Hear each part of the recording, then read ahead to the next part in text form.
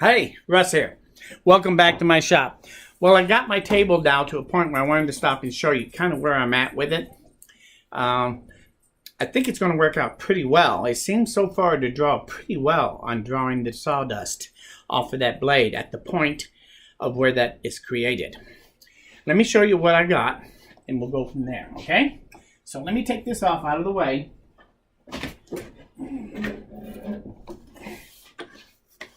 And show you.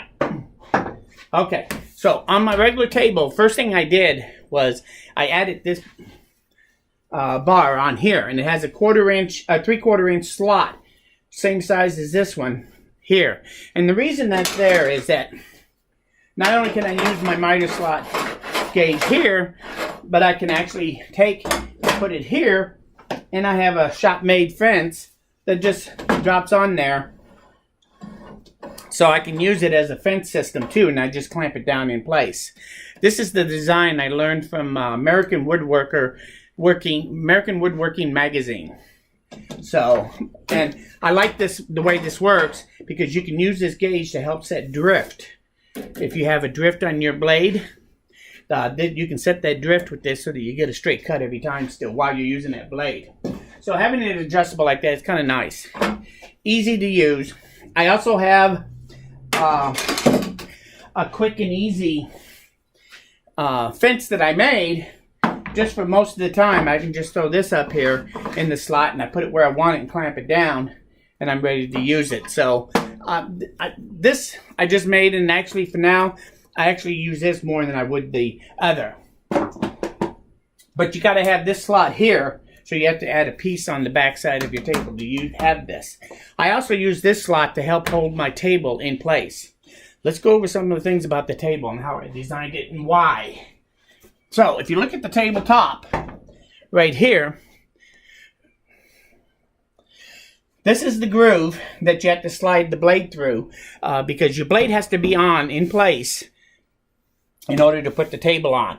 You have to take the table off in order to change the blade. Mike Fulton, he actually replaced his table, so his design has the slot going out the side, same as my original table, and he does not have to remove his table because it'd be quite a chore. Mine is easy on, easy off, so it's no big deal to take the table off to change the blade.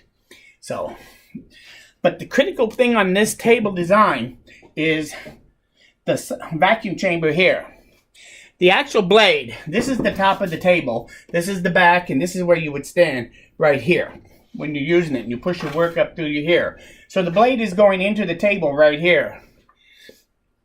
And this is the area where all your sawdust is being created. These are the teeth on this side of the blade, and it's pulling the dust down into here. So I put these baffles in here, and I opened it up, the end of the box, down here, with a 1/2 inch opening. That is so that when the air suction, which is back here, goes over here to the port where I hook up the shop vac underneath, and I'll show you that in a second. But when the air comes in through that opening, it comes in on both sides of the blade, and it's coming in at a high velocity because I'm using a shop vac instead of dust collection. And that air is coming in, and it should pull pretty much all that sawdust as this blade is rotating through this area. That air will be blasting up through here, through that vortex of that V. I also will have some openings on the top plate when I make that, so that some of the air will be coming in through the top also. But all the rest of this slot here, and on the back side, I have a baffle that sets in there, so that when I'm using it, that baffle sets in there and it keeps this closed off so that I don't have any real air leakage here. Most of the air will come through here and through the top into this chamber. And hopefully everything then goes out through that tube. Let me show you the back side and then we'll set it in place. So, if I turn it over, this is the structure that sets on my tabletop, all these. And then I have a miter slot piece here and here for the 2 miter slots on my table saw, on my bandsaw. And they drop down in there, and that's what holds the table in place. This is the chamber where the saw blade comes through, and the saw blade is coming out this way because this is the bottom the blade is coming out right about right there. This is where the opening is, that 1/2 inch opening, where all that air is rushing in. So all that air is rushing in, going around the blade, and going out here, and into the shop vac here. So it seems to work pretty well. I get a very strong suction from it, and I think it'll work. So that's how the whole thing is made. Putting it on and off couldn't be easier. You just drop it on, line it up to the blade, then line up your miter slot, drop it down onto the miter slot. Then you push it, and now this cleat is hitting here. So I lift it up, push it in, and now it dropped into this miter slot here. And now, between being in this miter slot and this miter slot, my table will stay put right where it is.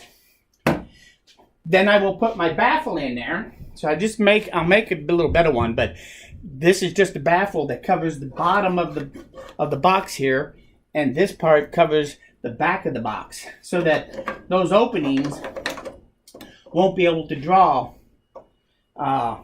air in through there. Most of the air will then almost all come from either here or through the top. And this is what my top will look like. I just made a cutout, and it'll just slide on like so, and then slide into the blade here. And when it's in place, it'll drop down so that it's flush to the tabletop. And it'll set on there like that. Have a little bit of area in front of the blade that's open to going into the box, and I had this widening area behind so that any dust that gets beyond the blade on top still has a chance to go down into here. Now this design, triangular design here, I think it might work. It's based on the same premise that Jay Bates used on his router table, and he used that oblong shaped opening behind where it was collecting the sawdust, so as he moved his fence back further, it got bigger and bigger. So I think this will probably work. We're going to find out, see how well it collects the dust on top, because that's all that this is for, is what collects that's on top being created. Most everything, if it goes down in between, it's going to go out that chute. So if we take the hose, standard 2 1/4 shop vac hose, and it just hooks up like so. So this is now ready actually to use. So if I want to use it, I turn the shop vac on.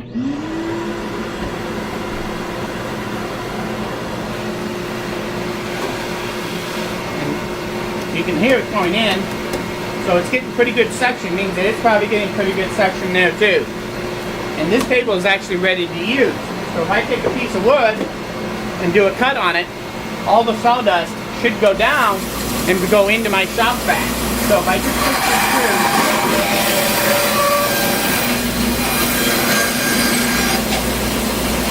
and there's no sawdust anywhere.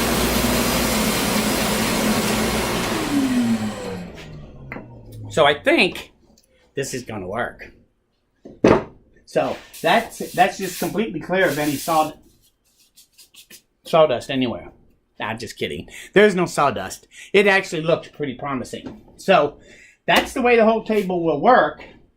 I am going to cut a miter slot here, and then one here to match these two slots that are on the regular table, so that when I put this in place, I'll have these two slots to still use my fence system and miter gauge the same way I do without this table.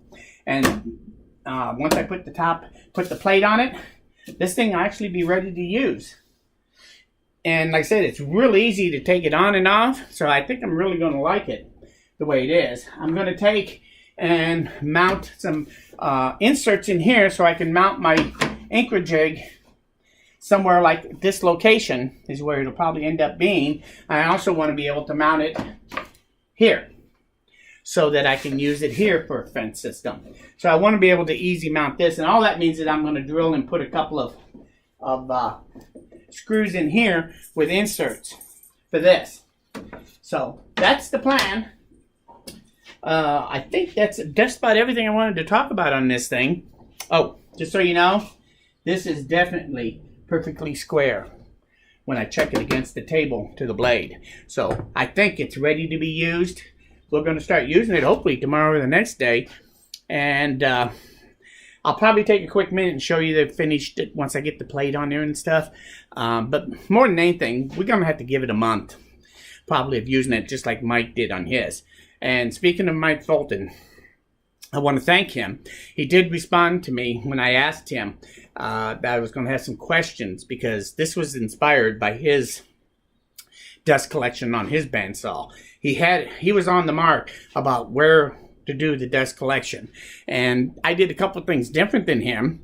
Probably the biggest difference is I use shop vac for vacuum source instead of dust collection, because you get more velocity out of the shop vac, and I think that'll work better.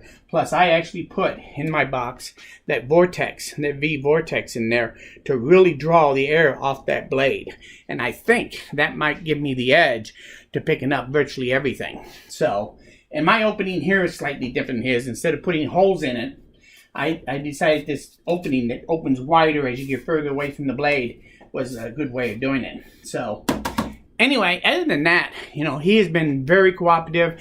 I've asked him several questions that he's answered, and it's helped me to understand how I was going to make mine. So, and the couple of tips that he gave, they were right on the money. So I do want to thank him for his idea, and I hope that this lives up to his expectations. Mine isn't as pretty as his, but mine's a prototype, really, and I'm not very good when it comes to making prototypes. I just scrounge the material I have and put it together. When I make a nice one, it'll be a nice one. So, if I ever do. Sometimes I end up not moving beyond my prototype. It works so well. We'll see. Anyway, it's done, pretty much. It's just about ready to start using. So, I want to thank you for stopping by. If you have any questions or comments or ideas, please leave them below. I do read them all, and I do try to answer those that ask questions. So, if you like this video, say so. If you learned something here today, say you liked it. It always helps. Anyway, most importantly though, please come back again, because we're nowhere near done. Hopefully, we'll see you again very soon. Bye.